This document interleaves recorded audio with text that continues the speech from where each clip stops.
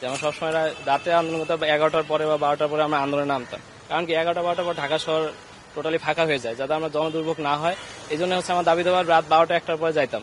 তা হচ্ছে আমাদের একবার আশ্বাস দিল যে হচ্ছে এই সচিব বা উপদেষ্টাদের সাথে কথা বলাবে। আমরা গেলাম, যে প্রতিনিধিতে আমাদের এই টেবিল থেকে এই টেবিল, ওই টেবিল থেকে ওই টেবিল, উপদেষ্টা দেখা করবেন না, জনপ্রশাসন সচিবের সাথে কথা বলার কথা ছিল, উনি দেখাই করলেন না শেষ পর্যন্ত।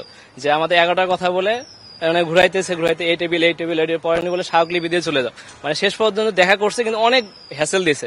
তারপর যখন আমরা শাহবাগে শান্তিপূর্ণ আন্দোলন করতেছিলাম, তা ওনারা কোনো গায়ে নিচ্ছেন না। আমরা জনদুর্ভোগ সৃষ্টি করতে চাই না আসলে, এবং করতামও না। যে বুয়েটের ইতিহাসে দেখছেন যে আমরা কখনোই হচ্ছে কই নাই।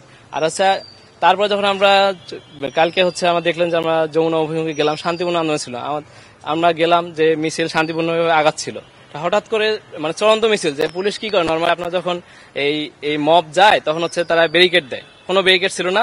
হঠাৎ করে সে চলন্ত মিছিলের উপর এত ঘনত্ব মানুষের মধ্যে সাউন্ড গ্রেনেড মারতেছে, মানে এটা কোনো কথা হলো? এটা কি?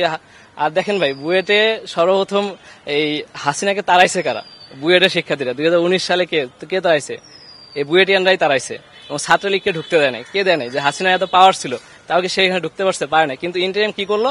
এই বুয়েটের শিক্ষার্থীদের উপরেই সে মানে গ্রেনেড মারলো, রাবার বুলেট মারলো, যা এত নাই যে আমি নিজেই গ্রেনেড খাইছি। আর বিশেষ করে ভাই রমনা জোনে আছে ডিসি মাসুদ, যে উনি একটা বলতে গেলে হাসিনার মধ্যে ডিবি হারুন ছিল, ওনার ডুপ্লিকেট বা ওনার খালাতো মামাতো সাদাতো ভাই, এরকম অবস্থা।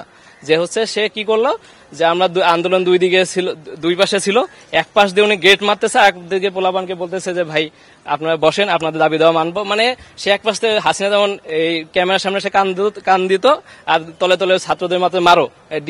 এই ডিসি মাসুদ সেম, যে হচ্ছে সে এই পাশে এদিকে বলতেছে যে এই আপনারা থামেন, কিছু বলবো না, আর একদিকে সে গেট মারতেছে। মানে এই হচ্ছে অবস্থা তার। এবং আপনি দেখছেন যে একটা ছেলের উপর প্রায় 20-25 জন পুলিশ আঘাত করছে। ওটা নেতৃত্ব দিছে কে?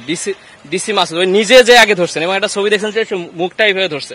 এবং ভাই কি একটা নিরস্ত ছেলেকে মারতে কি আপনার 20-25 জন পুলিশ লাগে? আর সে তো নর্মালি ফুটপাতে দাঁড়াই ছিল, তাকে কোনো আঘাত করার কোনো প্রয়োজন ছিল? সে কি পুলিশকে মারতে গেছে? মানে সে পুরা হাসিনার কায়দায় যত কিছু আছে সে সবকিছু করছে।